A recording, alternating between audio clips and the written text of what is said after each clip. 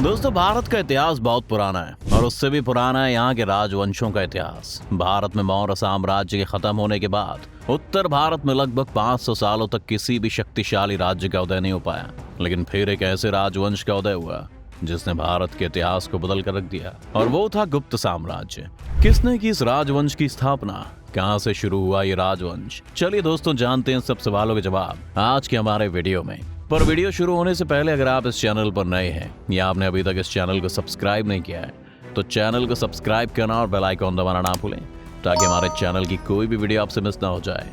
गुप्त साम्राज्य की स्थापना हिंदू धर्म के राजा श्री गुप्त द्वारा की गई थी। जब महाभारत और रामायण काल खत्म हुआ तब से ही गुप्त वंश की शुरुआत मानी जाती है। गुप्त साम्राज्य की नींव 3री शताब्दी के चौथे दशक में हुई थी, जबकि गुप्त साम्राज्य का विकास 4ठी शताब्दी के आसपास प्रयाग के पास कौशाम्बी में हुआ था।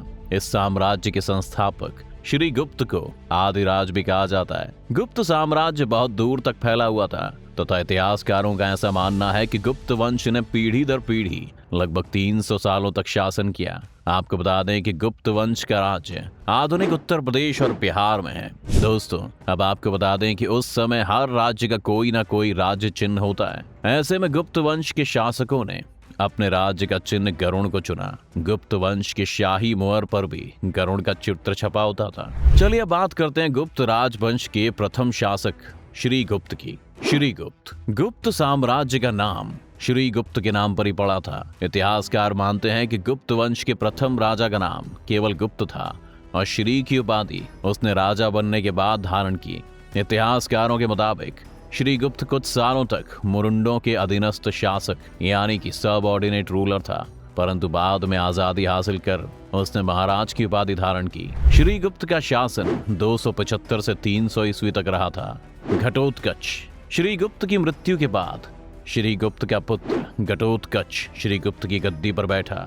इसके बारे में इतिहास में कोई जानकारी नहीं मिलती है, लेकिन स्कंद गुप्त के समय के सुपिया अभिलेख तथा प्रभावती गुप्त के पूना ताम्रपत्र अभिलेख के मुताबिक ये घटोत्कच गुप्त वंश का संस्थापक था।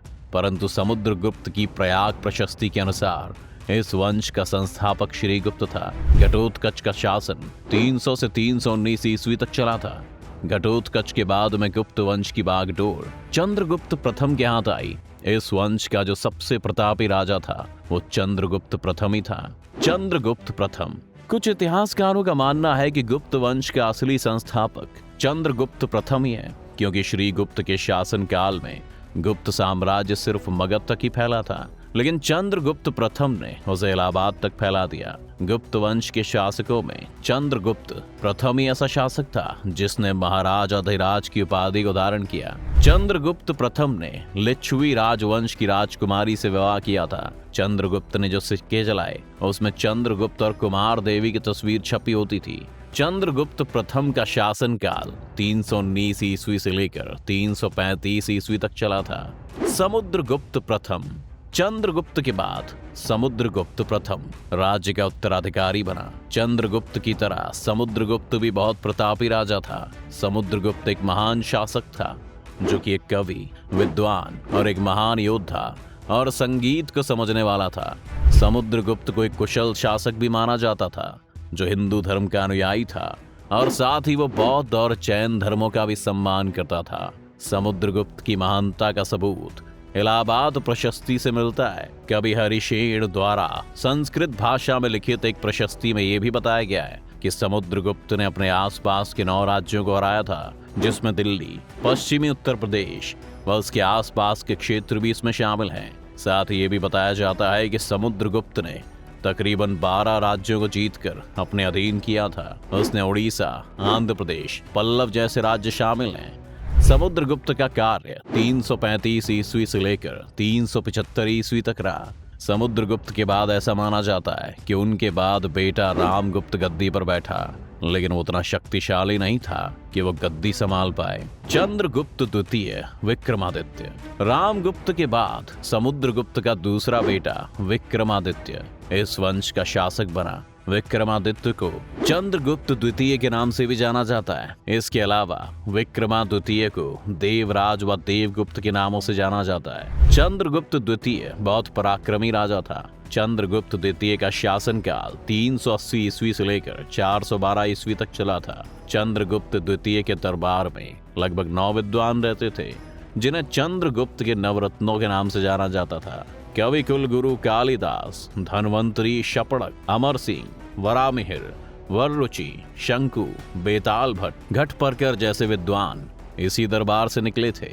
कुमार गुप्त गुप्त वंश के इतिहास में ये भी एक महान शासक के रूप में जाना जाता है। बाकी राजाओं की तरह कुमार गुप्त ने अपने राज्य की सीमाओं को आगे तो नहीं बढ़ाया, लेकिन अपने राज्य की सीमा को कभी कम भी नहीं होने दिया। गुप्त वंश के शासकों में सबसे लंबे समय तक राज करने वाला यही शासक था जिसने सबसे लंबे समय तक राज्य किया। कुमार गुप्त के शासन काल के समय गुप्त राज्य पर पुष्यमित्रों का आक्रमण हुआ था, लेकिन कुमार गुप्त के पुत्र स्कंद गुप्त ने सभी लोगों को हरा दिया था।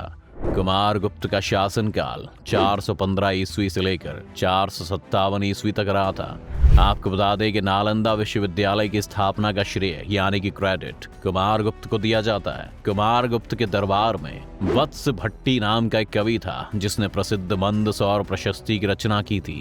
स्कंद गुप्त कुमार गुप्त के शासन के बाद उनका बेटा स्कंद गुप्त गद्दी पर बैठा। स्कंद गुप्त के शासन काल में गुप्त वंश की राजधानी को बदलकर अयोध्या को राजधानी बनाया गया। स्कंद गुप्त के शासन काल की सबसे महत्वपूर्ण घटना थी इस समय में हूणों का आक्रमण। हालांकि स्कंद गुप्त इसे रोकने में सफल रहा। स्कंद गुप्त का शासन काल ही भारी वर्षा के कारण सुदर्शन झील का बांध टूट गया था। इसके बाद में फिर से निर्माण स्कंद गुप्त ने करवाया था। स्कंद गुप्त का शासन काल 455 ईस्वी से लेकर 467 ईस्वी तक चला था। आपको बता दें कि सती प्रथा का सबसे पहला सबूत स्कंद गुप्त के समय से ही मिलता है। स्कंद गुप्त के बारे में गुप्त वंश के बहुत से सम्राट आए, लेकिन इन सभी का इतिहास में उतना वर्णन नहीं मिलता है। पुरुगुप्त स्कंद गुप्त के बाद पुरुगुप्त सम्राट बना। पुरुगुप्त को स्कंद गुप्त का सौतेला भाई माना जाता है। गुप्त वंश के शासक में पूर्वगुप्त एक ऐसा शासक था जो कि अपनी सबसे ज्यादा उम्र में गुप्त वंश का सम्राट बना। पुरुगुप्त बौद्ध धर्म का फॉलोअर था। कुमार गुप्त द्वितीय पुरुगुप्त के तुरंत बाद ही कुमार गुप्त द्वितीय उनके शासन काल में आया, लेकिन इन दोनों का आपस में क्या रिश्ता था ये बात आज तक किसी को नहीं पता चल पाई है। कुछ इतिहासकारों और विद्वानों के मुताबिक कुमार गुप्त द्वितीय स्कंद गुप्त का बेटा था जिसने पुरुगुप्त को हराकर गद्दी पाई। वहीं कुछ इतिहासकार मानते हैं कि कुमार गुप्त द्वितीय पुरुगुप्त का ही पुत्र था। बुद्धगुप्त कुमार गुप्त द्वितीय के बाद बुद्धगुप्त गुप्त वंश का सम्राट बना। उसने 20 साल से ज्यादा तक शासन किया। इतिहासकारों के मुताबिक 477 ईस्वी के समय बुद्धगुप्त का शासन चला था। बुद्धगुप्त ने मालवा, गुजरात और बंगाल जैसे राज्यों पर अपना राज्य कायम रखा। हालांकि बुद्धगुप्त ने अपने शासन के दौरान राज्य में काफी शांति बनाकर रखी थी, लेकिन बुद्धगुप्त के काल में गुप्त साम्राज्य की शक्ति और उसकी प्रतिष्ठा कम होने लगी थी क्योंकि दूसरे राज्यों ने अपनी शक्तियां बढ़ा ली थी। बुद्धगुप्त के शासन काल में गुप्त साम्राज्य 3 हिस्सों में बट गया था। बुद्धगुप्त के बाद उसका भाई नरसिंह गुप्त गद्दी पर बैठा और उसके बाद कुमार गुप्त तृतीय और विष्णुगुप्त शासक हुए। इन तीनों ने 570 ईस्वी तक मिलकर शासन किया, लेकिन इन तीनों में सबसे पराक्रमी नरसिंह गुप्त था।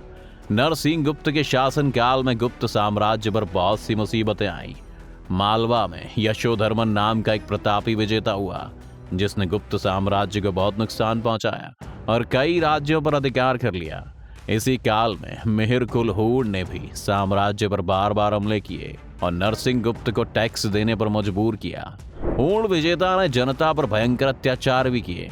युआन च्वांग के वर्णन से मालूम होता है कि नरसिंह गुप्त बालादित्य ने मिहिर कुल पर पूरी तरह से जीत हासिल की और उसे बंदी बना लिया, लेकिन आगे जाकर उसे छोड़ दिया।